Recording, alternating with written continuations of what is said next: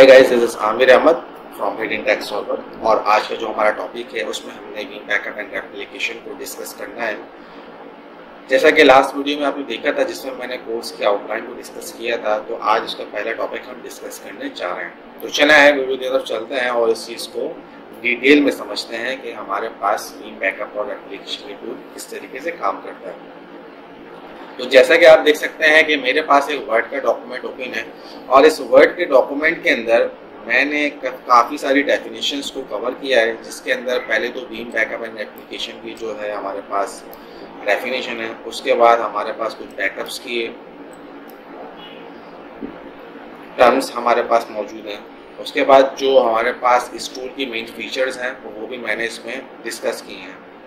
तो मैंने सिर्फ इसके अंदर की डेफिनेशन को कवर किया है ताकि आपको एक कोर कॉन्सेप्ट मिल जाए कि हमारे पास काम हो क्या रहा है और हमने करना क्या है।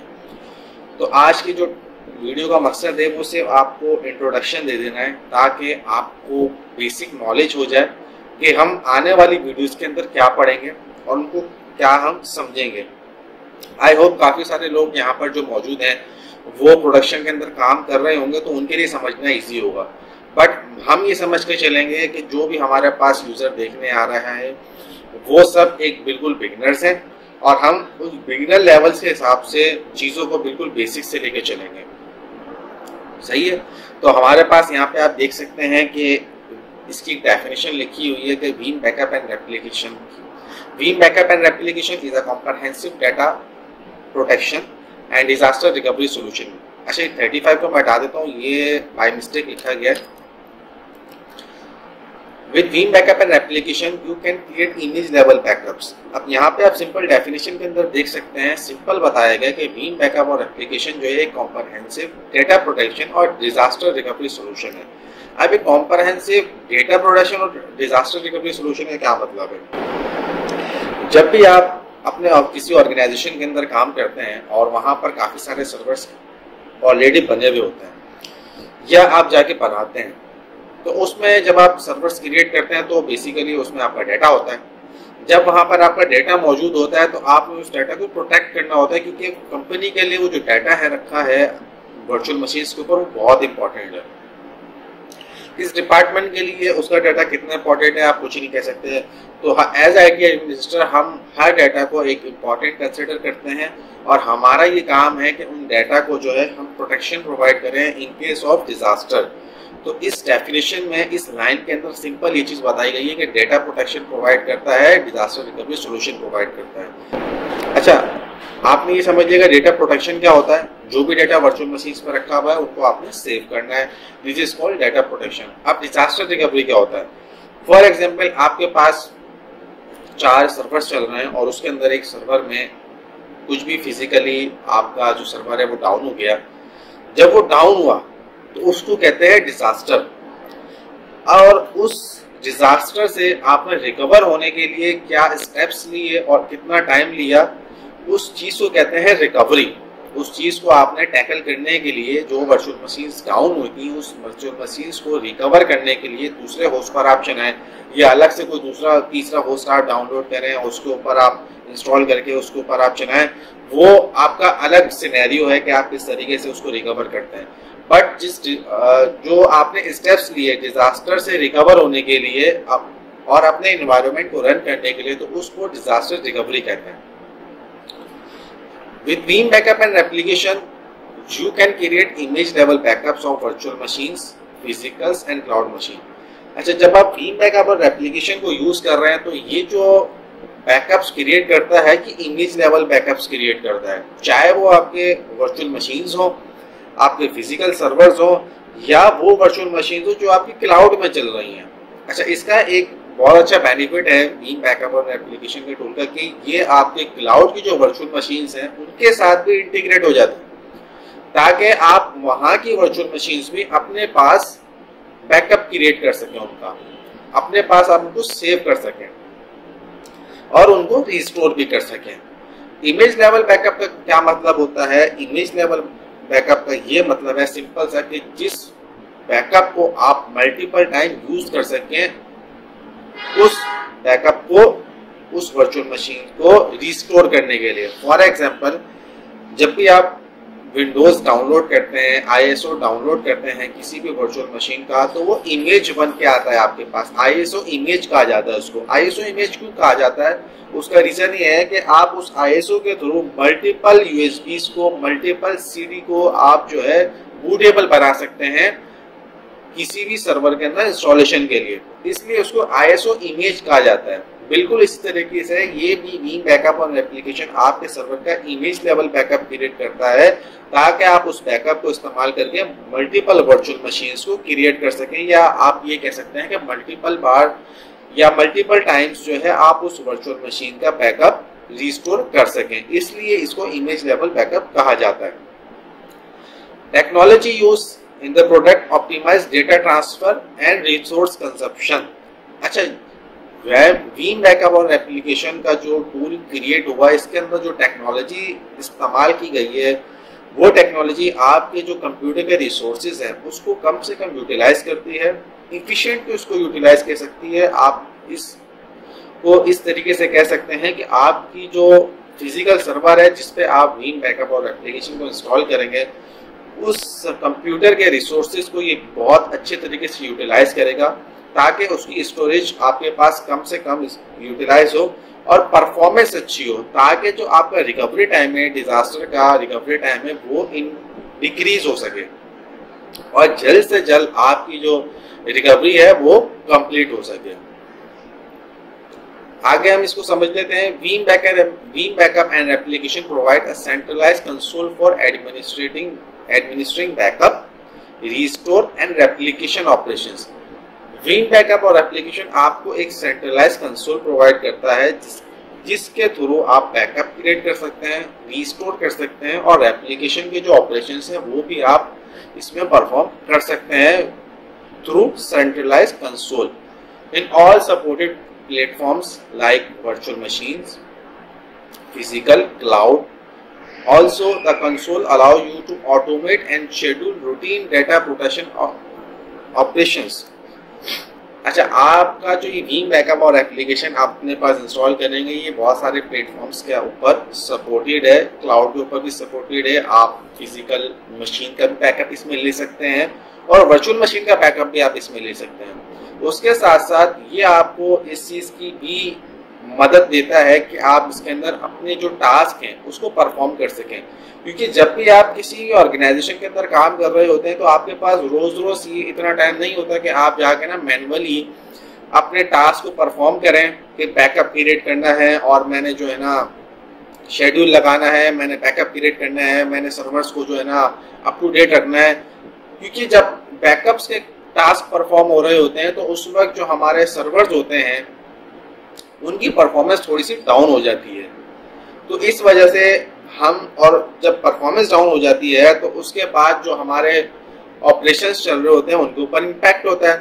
तो बैकअप हम उस टाइम पे क्रिएट करते हैं जिस टाइम पे हमारे सर्वर्स पे लोड ना हो। फॉर एग्जांपल, आप एक ऑर्गेनाइजेशन में काम कर रहे हैं जिसकी जो टाइमिंग है वो 9 to 6 है, तो जब हम बैकअप का शेड्यूल क्रिएट करेंगे वो हम क्रिएट करेंगे रात को 12 बजे का या 10 बजे का, ताकि 2 से 3 घंटे के अंदर या 4 घंटे के अंदर, depend on your virtual machine size, के जल्द से जल्द आपका जो सर्वर है उसका बैकअप क्रिएट हो जाए और कोई ऑपरेशन डिस्टर्ब भी ना हो।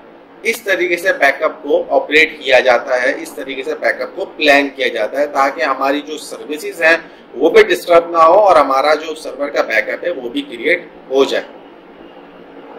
और उसकी आप एक कंप्लायंस रिपोर्ट भी जनरेट कर सकते हैं, ताकि आप नज़र रख सकें कि हाँ, जो हमारे पास चीज़ें हमने शेड्यूल पे लगाई हैं वो चीज़ें हमारे पास काम कर रही हैं।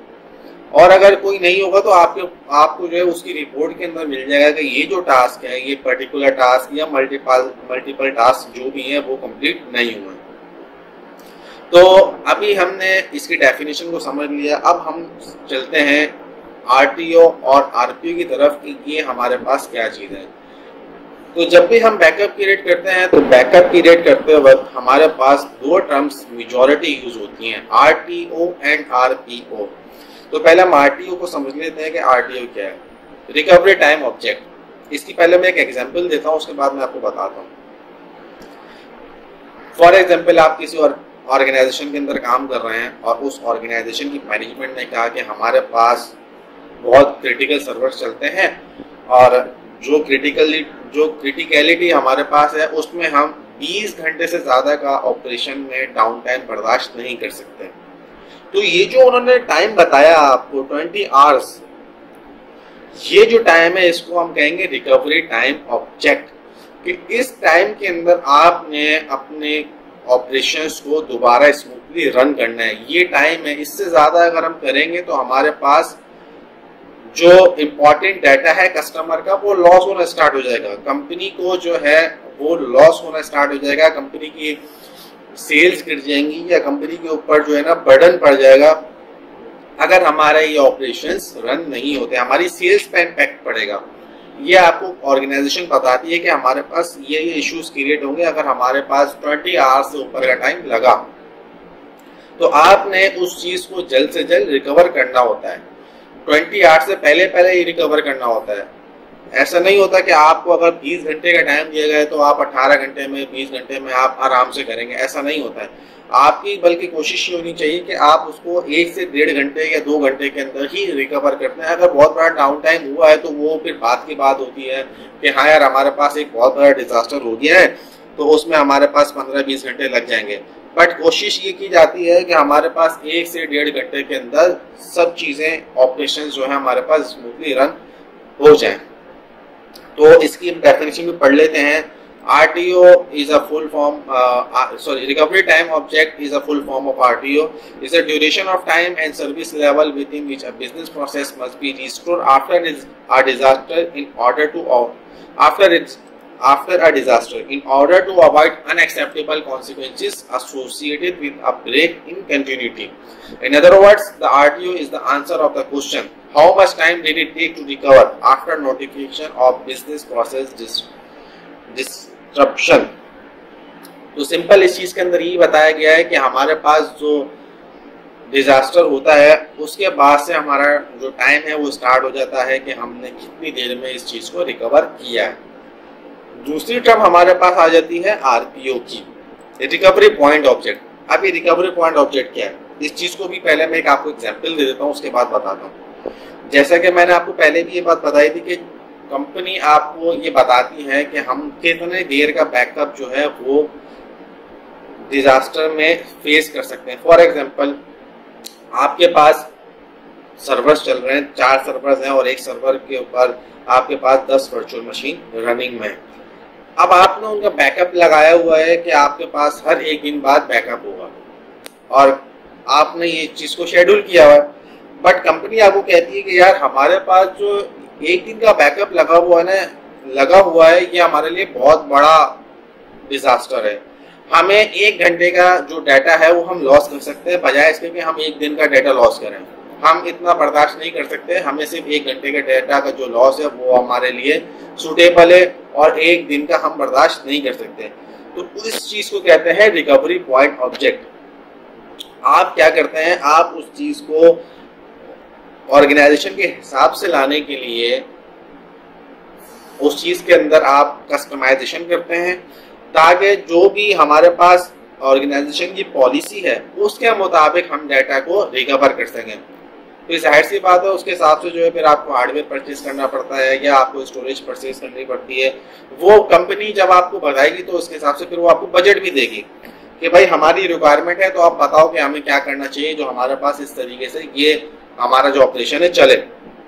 तो फिर आप उसके ऊपर वर्किंग करते हैं या जो भी एडमिनिस्ट्रेटर होता है उसके ऊपर वर्किंग करता है और फिर बताता है कि यार हमें इतनी स्टोरेज चाहिए ताकि हमारे जो ऑपरेशन है वो इस तरीके से स्मूथली रन हो सके।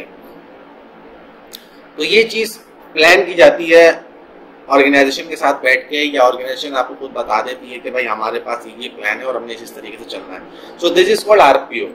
ये सिंपल से टर्म है कि हम कितनी देर का जो डिजास्टर है या कितनी देर का हमारा डाटा लॉस है वो हम बर्दाश्त कर सकते हैं। अब इसके मेन फीचर्स की बात कर लेते हैं। सबसे पहले बैकअप क्रिएट करता है, इमेज लेवल बैकअप्स बनाता है, वर्चुअल मशीन्स के, फिजिकल मशीन के, क्लाउड मशीन के, सब किस्म के जो है आपको बैकअप्स क्रिएट करके देता है। अगर आप स्टोरेज का बैकअप बनाना चाहते हैं तो वो भी आपको ये करके देगा। फाइल शेयर और ऑब्जेक्ट स्टोरेज ये चीजें भी आपको करके देगा। आपने रिस्टोर करना है, वर्चुअल मशीन्स को रिस्टोर करना है, बैकअप्स को रिस्टोर करना है, ये चीजें भी आपको करके देगा।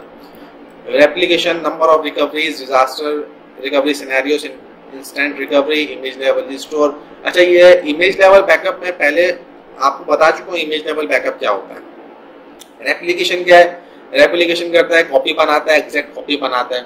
सीडीपी क्या है? Replication technology. अच्छा, ये रेप्लिकेशन और ये सीडीपी, इनमें बहुत बड़ा डिफरेंस है, सॉरी बहुत माइनर सा डिफरेंस है इनके अंदर। अगर आप कंफ्यूज हो रहे हैं, क्योंकि अगर हम रेप्लिकेशन को समझे तो रेप्लिकेशन क्या करता है? रेप्लिकेशन आपकी एग्जैक्ट कॉपी बना रहा होता है।